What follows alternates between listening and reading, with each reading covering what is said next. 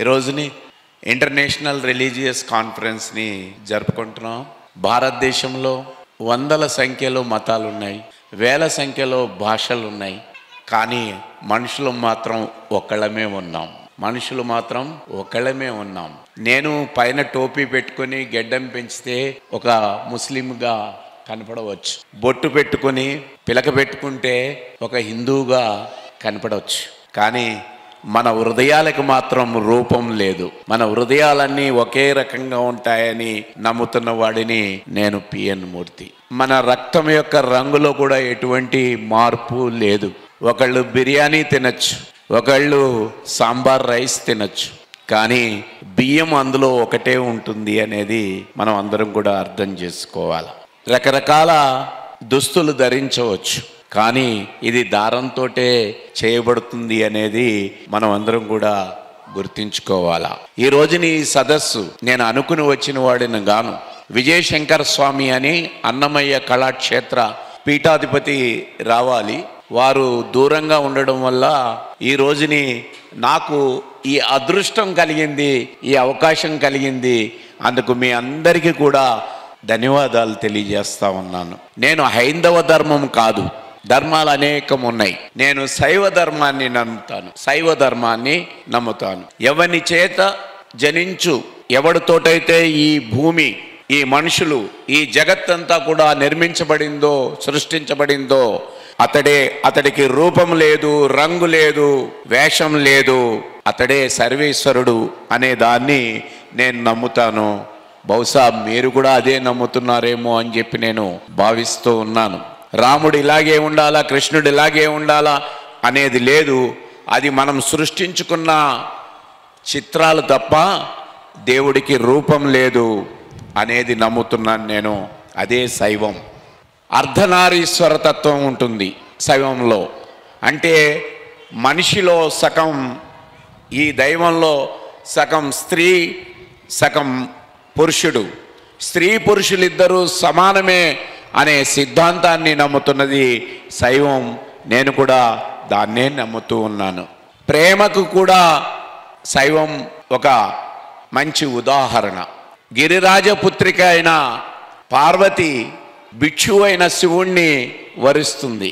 అంటే ఒక భిక్షువైన శివుడు, ఒక రాజుగారి కుమార్తె, వాళ్ళ మధ్యన ప్రేమ జనిస్తుంది. అందుకని కులాలు, కుల భేదాలు అనే దాన్ని నేను నమ్మను. ప్రేమ ఒక్కటే దైవం అని నమ్ముతున్నాను. ఆ ప్రేమే నన్ను ఇక్కడికి తీసుకొచ్చింది, మీతో మాట్లాడించే అవకాశం కల్పించింది అని చెప్పి నేను భావిస్తూ ఉన్నాను. నాకు ముందు మాట్లాడిన ఇస్లాం యొక్క గొప్పతనాన్ని, ఇస్లాంలో ఉండే తత్వాన్ని చాలా చక్కగా తెలియజేశారు. అదే నన్ను ఇక్కడికి నడిపిస్తూ ఉన్నది. అదే శైవం కూడా. రేపు రాముడి యొక్క విగ్రహ ప్రతిష్ఠ జరుగుతూ ఉన్నది, అది వారి నమ్మకం. నేను విగ్రహాలని నమ్మను, నేను నిగ్రహాన్ని నమ్ముతా. విగ్రహాల్ని నమ్మను, నిగ్రహాన్ని నమ్ముతా. అంటే మనం మనుషులం, మన మధ్యన విద్రోహం అనేది ఏది లేదు. మన మధ్యన ఉండాల్సింది ప్రేమ. జంతువులు ప్రేమగా ఉంటున్నాయి, మనకి కనపడని గాలి ప్రేమగా మనకి ఉంటుంది. ఈ భూమి మీద అన్నమయ్య చెప్తాడు, నిండైన బ్రాహ్మణుడు, చండాలుడు ఇద్దరు ఉన్న భూమి ఇదేరా, భూమి వేరే లేదు. ధర్మానికి ఒక భూమి, మరొక ధర్మానికి ఇంకో భూమి లేదు. ఈ భూమి మీద ఉన్న వాళ్ళందరూ మనం మనుషులం. మనం ఎందుకని చెప్పి ఐక్యంగా ఉండలేకపోతున్నాం అనేది అర్థం చేసుకోవాలా. ఎక్కడైతే మజహబ్, ఎక్కడైతే మందిర్, ఎక్కడైతే మతం ఉంటుందో అక్కడ రాజకీయాలు వస్తే మతం చెడిపోతుంది అనేది నా యొక్క భావన. రాజకీయాలు రాజకీయాలుగా ఉండాలా, మతం మతంగా ఉండాలా. ఇది నమ్ముతున్నాను నేను. ఇదే శైవం చెప్తూ ఉంటుంది. కాబట్టి మతం వేరు, రాజకీయం వేరు. రాజకీయాల కోసం మతాన్ని కలిపితే కనుక విద్వేషం వస్తుంది. అది జరగకూడదు. ఏది కూలిపోకూడదు అనేది నమ్ముతున్నాను నేను. ఏది కూలిపోకూడదు, కూడుకోవాలి అని చెప్తున్నాను. కూడుకోవాలి మనం, అంటే కలిసిపోవాలా. హమ్ సబ్ ఏక్ హై అనే దానికి మనం వెళ్ళాలా. अलग अलग मजहब होते हैं, अलग अलग मंदिर होता है, मगर इंसान एक ही है. నేను ముస్లింగా పుట్టాలని చెప్పి అనలే, నేను హిందువుగా పుట్టాలి అని అనలా, నేను శైవంగా పుట్టాలని అనలా. నేను పుట్టిన తర్వాత నాకు మతం వస్తున్నది. నేను పుట్టుతున్నప్పుడు మాత్రం మనిషిగానే పుడుతున్నాను. తర్వాత నేను పెరుగుతున్న సమాజంలో నాకు నేర్పుతున్న విద్య, నాకు ఉన్న నా తల్లిదండ్రుల నుంచి కొన్ని సక్రమిస్తూ ఉంటాయి. అందుకని ముందు మనం పుడుతున్నాం, మనిషిగా పుడుతున్నాం, మళ్ళా పోయేది కూడా మనిషిగానే పోతాం. మన వెంట ఏదీ రాదు, ఉన్నంత వరకే మనది. మనకు కూడా ఏమీ తీసుకెళ్ళలేము అనే దాన్ని నేను ప్రగాఢంగా నమ్ముతూ ఉన్నాను. భారతదేశంలో మన దౌర్భాగ్యం ఏంటంటే, ఎందుకు కొట్టుకుంటారో తెలీదు, ఎందుకు ఒకళ్ళని ఒకళ్ళు చంపుకుంటారో తెలీదు. దాని స్థానంలో ప్రేమ అనేది రావాలి, శాంతి అనేది రావాలి అనేది కోరుకునేది ఇస్లాం, అనేది కోరుకునేది శైవం. అందుకని ఏ మతం ఏదైనా, ఏ గురువులైనా శాంతిగా ఉండమని చెప్తారు కానీ పొడుచుకుని చావమని చెప్పారు.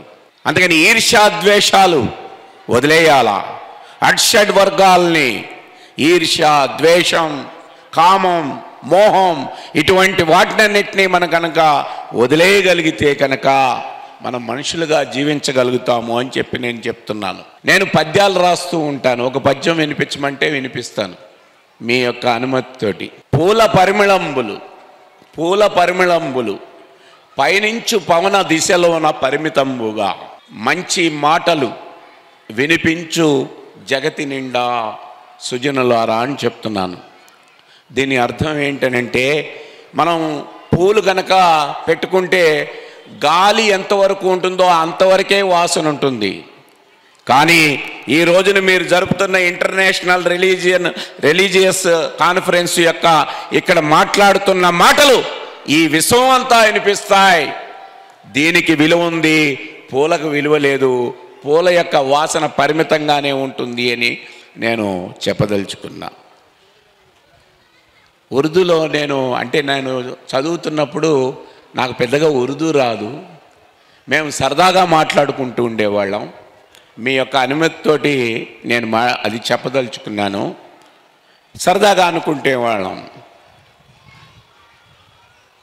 दूध में चावल गिरे तो खीर समझो, దిల్ సే దిల్ మీరే తో తక్దీర్ సమజో అని చెప్పి ఈ రోజున ఇక్కడికి నేను వచ్చాను. మీ హృదయాన్ని నా హృదయంతో కలపడానికి వచ్చాను. ఈ అవకాశం కల్పించిన ఈ ఇంటర్నేషనల్ రిలీజియస్ కాన్ఫరెన్స్కి నేను అనుకుని వచ్చిన వాడిని కాను. నేను అక్కడ బ్రాహ్మణ సమాజంలో మాట్లాడి ఇక్కడ వస్తున్నాను. ఈరోజు ఒక గమ్మత్ అది. అక్కడ బ్రాహ్మణ సమాజంలో మాట్లాడా, అక్కడ ఏమని అంటారంటే, పురుష సూక్తంలో చెప్తారన్నమాట. బ్రాహ్మణోస్య ముఖమాసీత్ బాహూ రాజన్న కృత ఊరు తదద్యద్వైశ్య పద్భ్యాగం శూద్రో అజాయతే. ఎంతమందికి అర్థమైందో నాకు తెలియదు, కానీ నేను దాన్ని విడమర్చి చెప్తాను. బ్రాహ్మలు అనేవాళ్ళు బ్రహ్మ ముఖము నుంచి పుట్టారు అని, క్షత్రియులు రాజులు భుజాల నుంచి పుట్టారు, వ్యాపారస్తులు తొడల నుంచి పుట్టారు. जो मेहनत करने वाला पैरों से पैदा हुआ అని చెప్పి చెప్తున్నారు. కాదు, ముస్లిం అయినా హిందూ అయినా ఎవరైనా తల్లి గర్భం నుంచే పుడతాము అని చెప్పి నమ్ముతున్నాను నేను. అందుకని స్త్రీని గౌరవిద్దాం, తల్లిని గౌరవిద్దాం. స్త్రీ పురుషులకు భేదం లేదు, అదేవిధంగా మనుషుల మధ్యన భేదం అవసరం లేదని చెప్పి అక్కడ చెప్పాను. ఇక్కడ కూడా అదే చెప్తున్నాను. నేను చెప్పిన వాటిల్లో మంచి ఉంటే తీసుకోండి, చెడు ఉంటే ఇక్కడే వదిలేయండి అని చెప్తూ మీ అందరికీ